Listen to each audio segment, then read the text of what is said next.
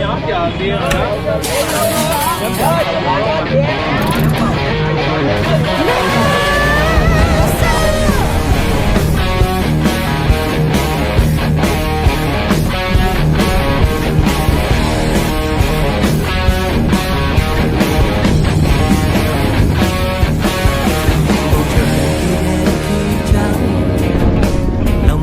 Khi mưa khi nắng về thì tụ tập hẹn hò một đám hommie, tụi mình cùng lái xe đi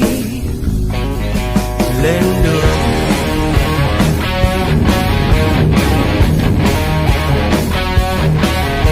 Vào đèo không cua say đắm, đường trường tay ga chân thắng, chẳng cần bận lòng tụi mình cứ thế dòng chơi.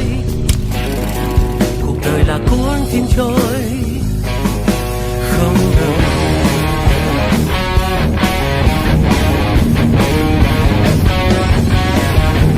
Hỡi những đám mây trôi phiêu du cuối trời,